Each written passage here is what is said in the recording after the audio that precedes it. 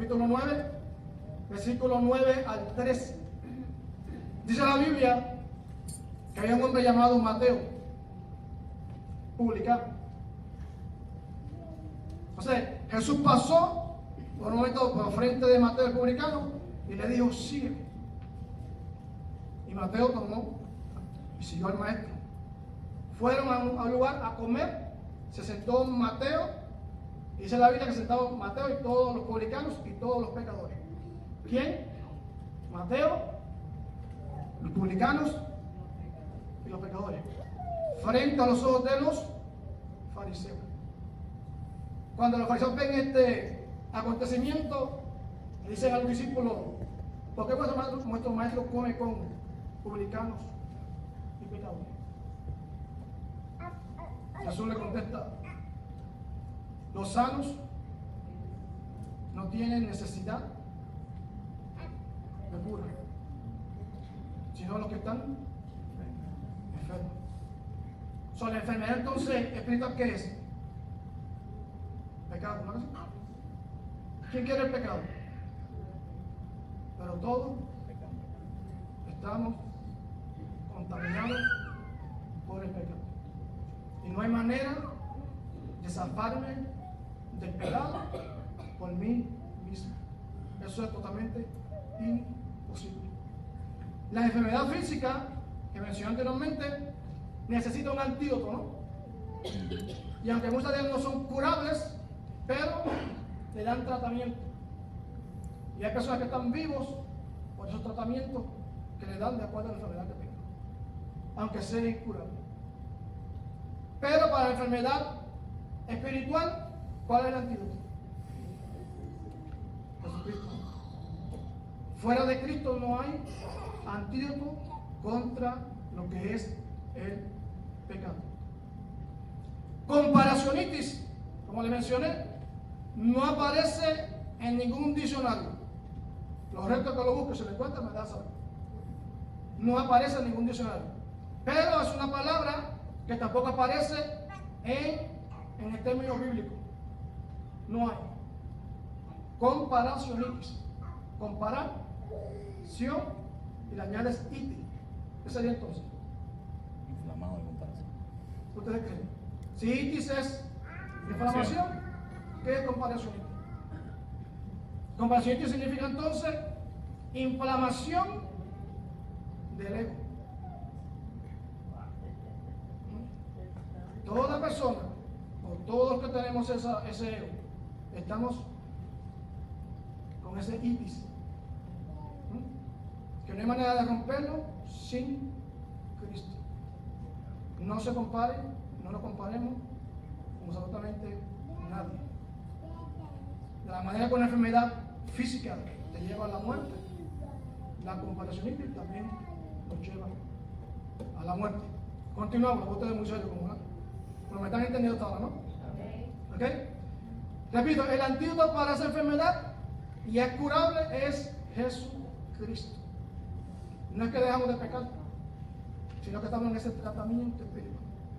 Hasta que Él venga, nos levante, seamos transformados y entonces la comparación desaparece. Pero mientras tenemos en este mundo, usted lo sabe, yo lo sé, si nos gusta compararnos con otra persona. Sea que me sienta superior o sea que me sienta inferior, no debo compararme con nadie. No te hace bien a ti, ni le hace bien a la persona a la que tú te estás comparando. Si me siento superior al que está mirado a mi prójimo, ¿cómo lo vas a sentir? Si me siento inferior, ¿cómo se va a sentir él? Si usted está atado por la comparacionitis, repréndale en el nombre de Jesús y pide a Dios que le arranque de raíz el compararse con otra persona. ¿Ok? Continuamos. En Romanos capítulo 12, versículo 3, que fue que leímos en este momento, lo leo una vez más porque quiero hacer énfasis aquí en varias palabras. Dice, digo pues por la gracia que me es dada, por la gracia que me es dada, a cada uno cual que esté entre vosotros que no tenga mayor concepto, decide que debe tener, sino que piense de sí con cordura, conforme a la medida de fe que Dios repartió a cada uno. ¿Quién repartió? Dios repartió a cada uno. Repito una vez más la pregunta. De todas las enfermedades físicas que hay, ¿cuál escogerías para ti y por qué? Nadie la quiere. ¿Quién quiere comparacionitis? ¿O quién la tiene? ¿O quiénes la tenemos? Una enfermedad no te la curas tú mismo, tienes que ir al médico. De igual manera, la enfermedad espiritual no me la curo yo mismo. Si tengo comparacionitis, necesito urgentemente una operación celestial para que ese comparacionitis desaparezca de mí, para que yo pueda crecer y para que yo pueda ver la gracia de Dios en otro hermano también pueda crecer. Versículo 1 dice lo siguiente, puede ir conmigo si lo desea. Romanos capítulo 12, versículo 1 dice: así, hermanos, que os ruego por las misericordias de Dios, que presentéis vuestros cuerpos en sacrificio vivo, santo, agradable a Dios, que es vuestro culto racional. Se va a estar en la pantalla los textos. ¿Okay? Mire bien. Voy a tomar varias palabras sobresalientes de cada versículo porque el tiempo yo sé que avanza. Voy a tomar la palabra misericordia. Cuando usted escucha la palabra misericordia, quizás cada cual tiene un significado diferente o una interpretación diferente. Pero esta palabra me dio la tarea de buscarlas en su idioma original, en el hebreo, para traer de la raíz qué es lo que Dios le dijo a estas naciones, tanto hebreas como la nación de los griegos, cuando le hablaba de misericordia. La palabra misericordia significa amor intenso, significa fidelidad y significa compasión. Misericordia significa amor intenso. Esa fue la más que me cautivó, me llamó la atención.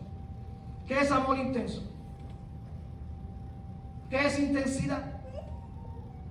Cuando alguien persiste en algo y persiste y no se cansa, no se rinde. Así es la misericordia. Tanto así que la misericordia de Dios es tan amor intenso que aunque yo me aparte de Dios, aunque yo me vaya a una vida de pecado y me olvide de Dios, la misericordia de Dios no se aparta de mí. No estoy diciendo que tengo una licencia para irme a pecar. No. Estoy diciendo que mi pecado, mi falta, no interrumpe el amor intenso de Dios. Amén. Aunque por más que me aleje. Misericordia es amor intenso. Dios jamás quita su misericordia aunque le demos la espalda. ¿Okay? Si cuando escucha misericordia de la raíz hebrea, significa amor intenso.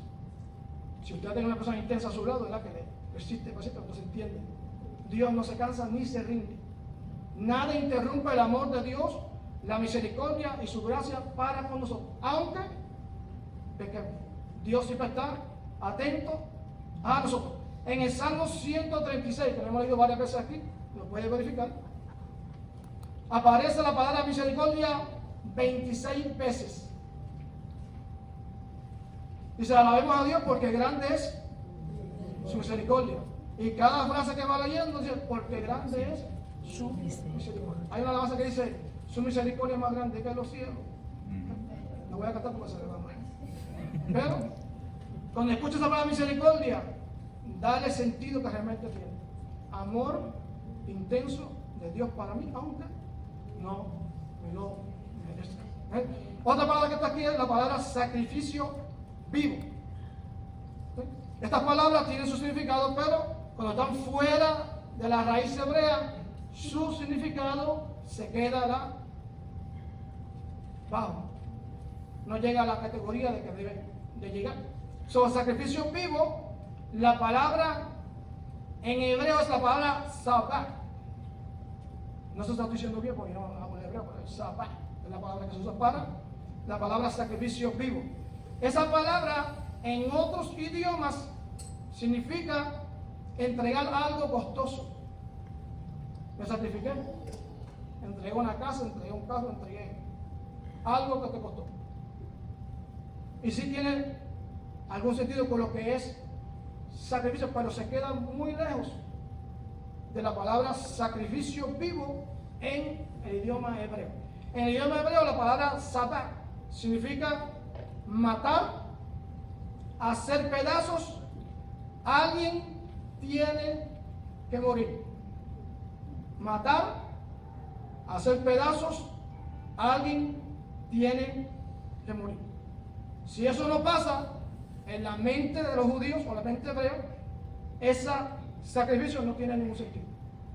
No llega a ser sacrificio, para que me entiendan. Tiene que haber muerte para que sea sacrificio. Aquí Pablo dice, ¿sacrificio qué? Vivo, nuestro cuerpo. En este caso quiero aplicarlo a comparacionitis. Si tengo comparacionitis, tengo que sacrificar que eso muera en mí. No me va a dejar crecer, ni va a dejar que sea la persona que yo me estoy comparando.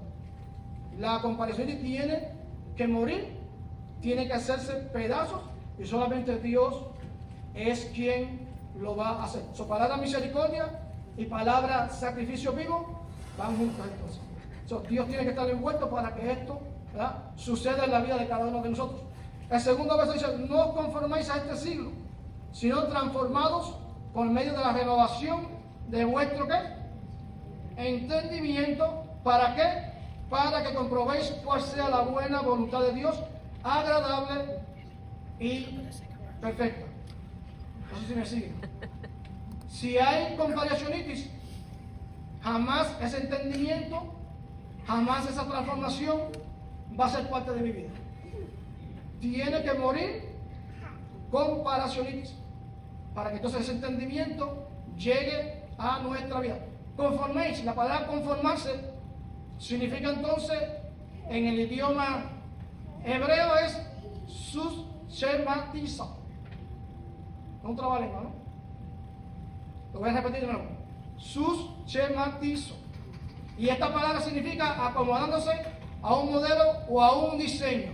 Sea el mundo, sea la carne, sea la vanagloria o sea comparacionitis. ¿Sí? Si yo no suelto la comparacionitis, yo me estoy moldeando o me estoy diseñando hacia esa enfermedad que es finalmente mortal. Comparacionitis, ¿okay?, es lo que afecta e impide el crecimiento dentro de mí si no sale de mi vida. ¿Ok? Bien. ¿Qué pasa? La comparacionitis no muere o no sale de un momento a otro. Es un proceso donde Dios tiene que estar envuelto para que esa plaga o esa enfermedad muera en nosotros. Dice, renovación de nuestro entendimiento. Eso significa entonces la palabra anakainosis. Anakainosis. Repito, no estoy diciendo bien porque no soy ni griego ni hebreo, solo estoy tomando la palabra, la raíz. La palabra anakaiosis significa entonces otra vez nuevo. Un cambio, una transformación. ¿Sí? Cuando usted ve por ejemplo, un auto, de un día para otro, ese auto no lo van a transformar, no lo van a renovar. Toma un tiempo, días, un proceso para cambiarla y igualmente una casa, lo que sea. Materialmente hablando, cualquier cosa que vaya a ser transformada necesita pasar por un proceso. Dios destruye la comparacionitis en nosotros, pero es un proceso. Voy a tomarla, no sabemos cuánto tiempo, yo solamente sé cuánto tiempo puedo tomar, que Dios destruya a mí lo que es la comparacionitis. Renovación, repito, es un proceso de continuo que no se forma de la nada, de la noche a la mañana. Va en un seguimiento para que esa cadena o esa enfermedad la sea destruida. Ahora bien, versículo 3, lo voy a leer nuevamente. Dice: digo pues por la gracia que me ha sido dada a cada uno cual está en vosotros, que no tenga más concepto de sí del que puede tener, sino que piense de sí con cordura, conforme a la medida de fe que Dios repartió a cada uno. No tengamos un concepto mayor de mí del que debo de tener. No soy superior a nadie. Hay ministerios que son frente a la iglesia. Gloria a Dios por ello. Son públicos, todo el mundo los conoce. Hay ministerios que son detrás de la cortina, que no todo el mundo los conoce, pero son tan esenciales como el ministerio que está al frente. Sea cual sea, al que usted pertenece, dele gracias a Dios por ese ministerio que tiene y no tenga un concepto más alto, ni se sienta superior, ni se siente inferior. ¿Sí? La comparacionitis no viene de Dios. ¿Viene de quién? Cada vez que yo comparo con alguien, no estoy glorificando a Dios, me estoy glorificando yo mismo. Me estoy comparando, me siento superior, me siento inferior. Sea cual sea, ninguno de los dos lados es bueno, ni inferior ni superior. Pablo dice aquí claramente: diga pues por la gracia, esa palabra gracia, del término griego es charis. No es Harry el nombre con H, Harry con J, Haris. ¿Okay? Haris significa favor, significa aprobación. Repito, gracia significa favor inmerecido, favor o aprobación. ¿Aprobación de quién? Digo pues por la gracia que me ha dado. ¿Quién le dio esa gracia? ¿A quién? A Pablo. Pablo no se convirtió en apóstol ni en predicador por su propio mérito, sino que esa gracia de Dios lo aprobó. Ese favor inmerecido de Dios lo aprobó y lo puso entonces como apóstol para aquel entonces, para aquella nación. Por la gracia de Dios, Pablo testifica que fue llamado para ser apóstol. En 1 Corintios capítulo 15, los últimos versículos bien adelante, repito, 1 Corintios capítulo 15, versículo bien adelante, Pablo se compara. Me contradije ahora, ¿no? Lo estoy contradiciendo ahora. Pablo, si usted va a hacer capítulo 15, Pablo se está comparando ¿con quién? Con los apóstoles. Aún con Jacobo, el hermano de Jesús, se compara con ellos. Cuando lee ese capítulo, ve esa comparación de Pablo con ellos. Pero hay algo que Pablo menciona en ese capítulo 15 de 1 Corintios, donde, aunque se compara, pero al mismo tiempo está consciente de qué manera se está comparando. Dice lo siguiente, ¿okay? Dice: por la gracia que me ha sido dada, soy lo que soy. He trabajado más que ellos, que los apóstoles. No yo, sino la gracia que está conmigo, que me ha sido dada. Sean ellos o sea yo, así predicamos y así enseñamos. Corintios 15, del versículo 10 en adelante. Aunque se comparó, lo hizo de la manera correcta. Dijo que la gracia de Dios estaba en él, que no había duda, y que la gracia de Dios también estaba con los apóstoles.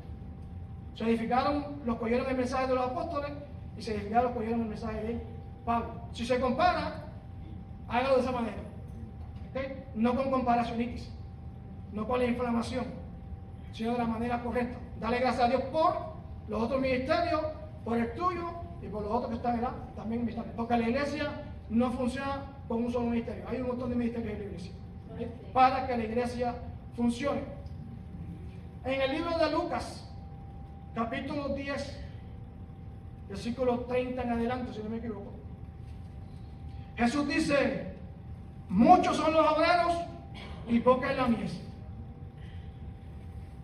¿Ah? Yo me equivoco, me miro a Maricel. Bebé. ¿Ok? Muchos son los obreros y poca es la mies. ¿Verdad que eso no fue lo que dijo? No. No, eso no fue lo que dijo. No. Dijo, mucha es la mies y poco. Y el Señor su corazón se desgarraba. Poco son los obreros. Obreros. No obreros. Obreros. Rogad al Señor de la mies para que envíe ¿qué? Obreros. Obreros. Repito, no necesitas comparacionistas con nadie. Lo que Dios te dio a ti es tuyo. Lo que Dios me dio a mí es para mí. Si lo desarrollo o no, queda de mí, queda de usted. Pero Dios necesita, nos manda que roguemos por obreros porque la mies es mucha. Si era mucha en aquel entonces, ¿cuánto más ahora? Ahora que hay más. Entonces, hay más gente, hay más mundo, hay más. Eso lo que Dios te dio, gózate en lo que Dios te dio, disfrútalo, compártelo y valora. Y aquel que está a tu lado, valóralo. No practiquemos comparacionismo. Ustedes no saben de qué está levantar comparacionismo. Esa es la que le suena. No quiero una enfermedad física, tampoco quiero comparacionismo en mi vida. ¿Okay? Bien. También Pedro, segunda de Pedro capítulo 1, versículo 3, Pedro también testifica que Dios lo llamó para su gloria, para su honra. O sea, esta gente entendieron, ¿okay?, su llamado. No lo compararon con nadie. Dios me llamó para su gloria, para su honra. En el libro de segunda de Samuel, capítulo 7, versículo 18 en adelante, David testifica cómo la gracia de Dios lo escoge a él y a toda su casa para reafirmar el reino. Cuando David ora, Señor, ¿quién soy yo para que tú te acuerdes y me hayas escogido? Un capítulo bien emotivo, diría yo, que te toca. Él expresa su corazón. Él había pecado, había cometido un montón de faltas ante Dios. Cuando Dios lo escoge, por eso dije que la misericordia de Dios no se interrumpe, porque el pecado de David era pecado de muerte. Tenía que morir. Pero Dios en su misericordia lo quiso escoger y de él dijo, tu casa será establecida para siempre. No por David, sino por la gracia de Dios. Y de ahí viene el Mesías. Jesucristo viene de la línea de David. Si Dios hubiese matado a David, entonces el Mesías hubiese venido de otra tribu. David de la tribu de Judá, porque por la misericordia y la gracia de Dios. Dele gracias a Dios por lo que Dios te ha dado. Olvídate del hermano, olvídate de la hermana. Deja cada cual trabaje en su área. Y verás cómo Dios entonces hace que la cosecha crezca y abunde. ¿Okay? Y cuando venga más gente, tengamos la capacidad de cada ministerio de recibir. ¿Okay? Bien, continuamos. No un mensaje, sino que lo pongamos en práctica. Cuando te venga la comparación íntima, tú tienes la capacidad para arrepentirte. Si yo echarla fuera para eterno, yo no me quiero comparar con nadie. Lo que tú me diste, es mío. Como dijo Pablo, por la gracia soy lo que soy. So que Pablo dice lo mismo. Por la gracia de Dios soy lo que soy. Dice que no piense de sí mismo, ¿verdad?, sino que piense con cordura. Esa frase se refiere, lo voy a capítulo 11 de 1 Corintios, porque esta frase habla de un autoexamen. Había un hermano Elías que estaba antes que decía, cuando prendas el flashlight, míralo con de ti. Cuando hablaba de falta. ¿Ok? Prende el flashlight, con de ti. No, con de ti también. ¿Ok? So, Pablo más o menos hace algo parecido a ese tipo de comparanza. So, repito, 1 Corintios capítulo 11, versículo 24, se trata de la Santa Cena. Así que los corintios cuando iban a practicar la Santa Cena, eso era un desorden. Iban para el templo, pero un desorden. Pablo los reprende. Coman en su casa, porque la casa de Dios es una casa de orden. O sea, tras que iban en desorden, comían sin hacerse el autoexamen. Pero hermano, aquí un poquito, déjame explicar un poquito más, que se entienda. No somos dignos de la Santa Cena. No hay nadie digno de la Santa Cena. Eso Dios lo hace por su gracia y misericordia. Pero cuando participas de la Santa Cena, dice la Biblia que te haces conciencia a ti mismo de que te estás recordando de la muerte y resurrección de Cristo. Cuando no tomas la Santa Cena, se te olvida. Cuando te la estás tomando, te acuerdas, gracias Señor, porque tú diste tu vida por mí, que no lo merecía. Cuando Pablo reprende a ellos, dice: tomar la cena dignamente. Se refiere a eso que le expliqué ahora. Se refiere a que hazte un autoexamen de conciencia, ¿okay? Dale la gracia y recuérdate que la Santa Cena se toma por causa de la muerte y la resurrección de Jesucristo. No es una glotonería, como dice aquí, ni eso de soto. Eso Dios no le es agradable. Si tiene hambre, coma. Cuando venga la Santa Cena, participa de la Santa Cena, pero de la manera que es correcta. ¿Okay? Medida de fe, que la menciona aquí al final de este versículo, que dice: cada uno conforme a la medida de fe que Dios le ha dado a cada uno. Aquí la palabra fe, o sea que la fe tiene un montón de significados, o tiene diferentes ramas. Aquí la palabra fe se refiere a ejercer, escucha esta palabra, la voy a dividir en sílabas: indudablemente. Ejercer indudablemente la gracia, la dádiva o el don que Dios te ha dado. No puedes tener duda. Si tienes duda, entonces llame fe, porque la fe en contra de la duda en contra de la fe. Repito, es ejercer indudablemente la gracia que Dios te ha dado o que Dios me ha dado. Ejerza lo que ejerza, siempre reconoce que somos simplemente barro en las manos del alfarero. Si Dios no me ilumina en lo que sé, si Dios no está sobre mí, fracasamos. Si Dios ilumina, entonces alcanzamos y logramos las metas que Dios quiere que logremos dentro del cuerpo de Cristo. Ahora bien, versículo 4 y 5, lo voy a leer. Dice: porque de la manera que en el cuerpo tenemos muchos miembros, ¿okay? Ahora, muchos miembros, pero no todos los miembros tienen la misma función. Son muchos miembros, pero no tienen la misma función. Así es que siendo muchos, somos un cuerpo en Cristo y todos miembros los unos de los otros. ¿Qué es el cuerpo de Cristo? Okay, físicamente fue el que murió en la cruz del Calvario, sacrificio vivo por toda la humanidad.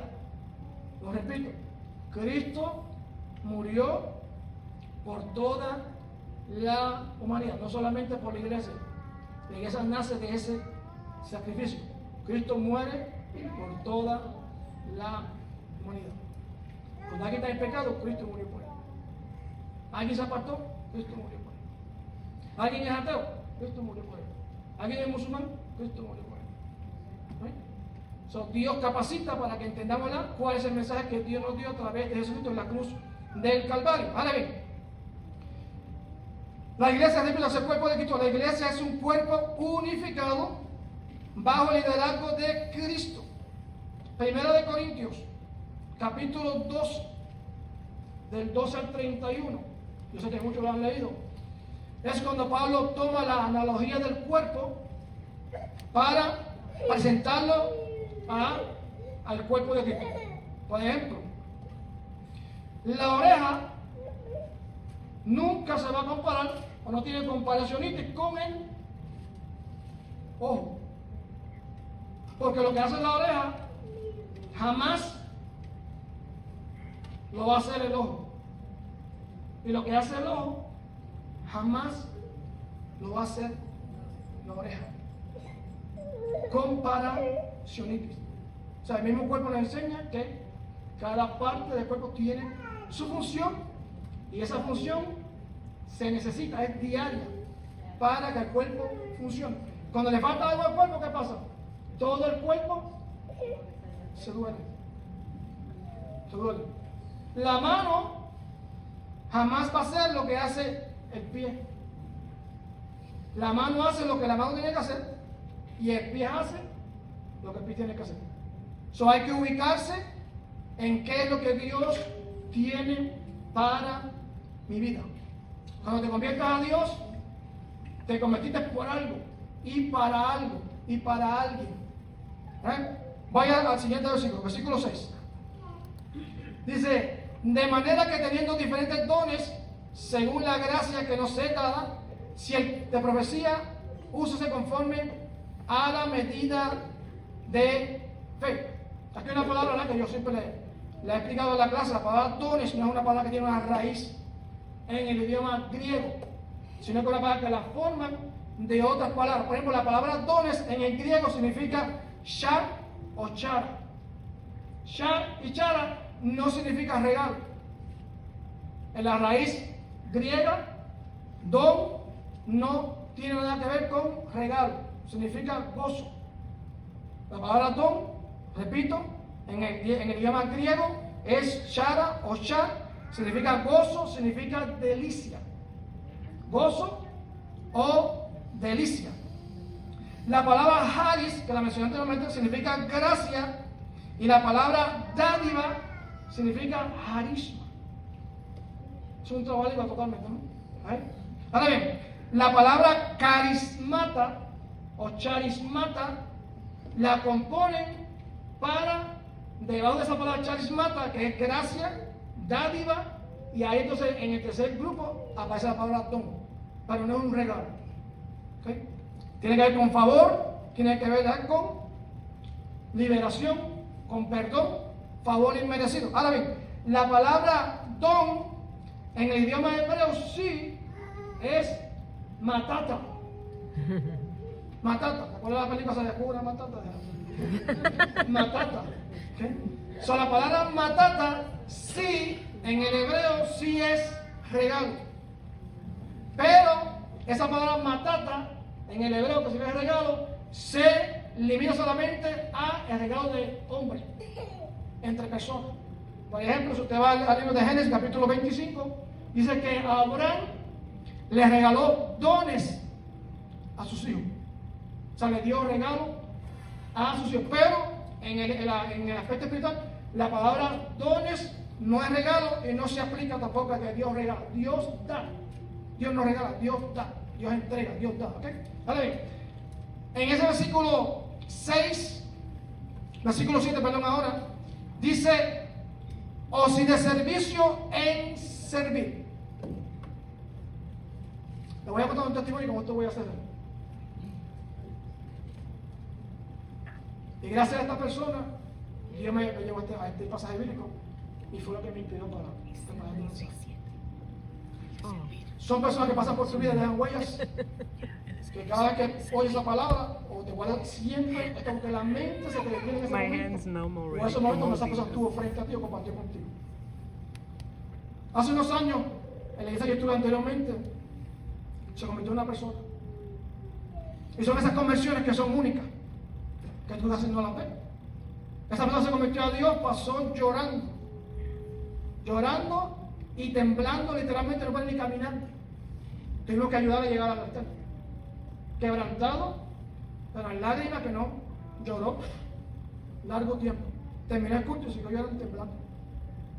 Porque la conversión fue genuina. No había duda de que se había convertido. Era imposible dudar que esa persona se había convertido a Dios. Se convirtió a Dios a tarde, le dio su corazón a Jesucristo, comenzó a llegar a la iglesia. Fielmente, una persona era servicial. Y empezaron a pasar los años y él fiel a la iglesia. Y llegaba a la iglesia, llegaba a la iglesia, llegaba a la iglesia. Y años pasaban y él ahí atento y servicial siempre. Recuerdo como una ocasión, después de casi unos 8 años, se me acerca. Y me dice, yo no sé por qué yo me convertí a Dios. Yo me quedé, ¿cómo se quedó? Hay que dejar que la persona hable para saber qué va a decir, porque si lo interrumpimos no sabemos qué va a decir. No sé qué va a decir. Yo no sé por qué me convertí a Dios, porque yo hace 8 años que me convertí a Dios y no he hecho nada para el Señor. A mí eso me cayó. Me estremeció cuando yo hace. Y cuando tú no tienes palabras para darle a una persona que está quebrantada, uno se queda. Yo recuerdo que me vino a la mente este versículo. servir. Yo le dije, toda la dádiva de Dios o todo donde Dios te va a dar, servir. Quizás todavía no estás orientado donde, pero algo Dios tiene contigo porque te convertiste para algo, para alguien, para hacer algo. Llorando me decía, no he hecho nada para Dios en 8 años. 8 años que se fumaron, se fueron. ¿Se entiende? Va ustedes que predican, ustedes que enseñan. En ese momento la pasaba con París ahorita, a mí no me pasó por la mente. No me acordaba. Pero Dios tiene lo tuyo. Va a llegar un momento donde tú vas a entender lo que Dios tiene para ti. Pero créeme, cuando tú te conviertas a Dios, y creo que necesitas mucho en la mies y poco son los obreros. O sea, en el momento dado Dios te va a dar a ti lo que a ti te pertenece. Pasó un tiempo, se mudó. No lo vi por un tiempo. Se fue a otro lugar a mudarse. Pero Dios hace cosas que uno no entiende.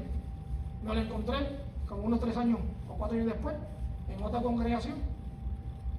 Se me acercó. Después de 3 años en esa cosa, se me acercó y me dice, ahora yo sé para qué Dios me llama.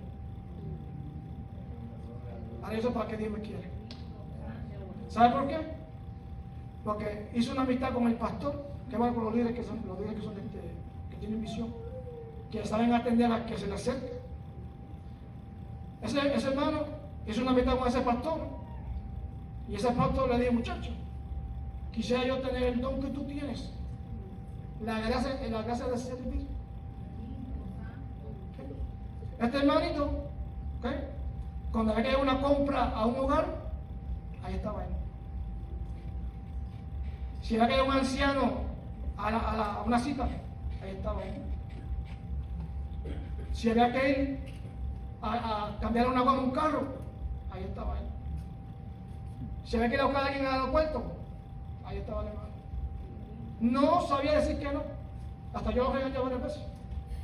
La gente abusa. Tiene que decir que no. En su corazón la palabra no existía. Cuando había que servir, él estaba presente. Inclusive el pastor tenía una agrupación, creo que era de Chicago, que eran amistades de él. Cuando el pastor invitaba a esa gente de Chicago para acá, el que iba a coger la guagua, iba a buscarlo, el hermanito. No decía que no. Y cuando me lo encontré, se me dio el abrazo, llorando. Ahora sepa que tengo el don de servicio, pero con un orgullo, con un gozo.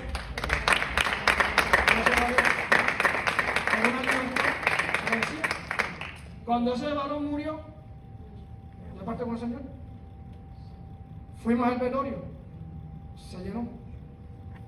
Y todas las personas que testificaron de él decían, no hay un molde como el de ese hombre. No hay otro. Marcó muchas vidas por servir. Nunca se paró a predicar, nunca se dedicó a cantar, nunca se dedicó a nada. Pero detrás de la cortina, como dije, Dios tocó muchas vidas. Gracias a Dios. Dios me lo bendiga, gracias por la atención. Esperamos que este mensaje haya llegado a su corazón. Si Dios te habló, dale gracias por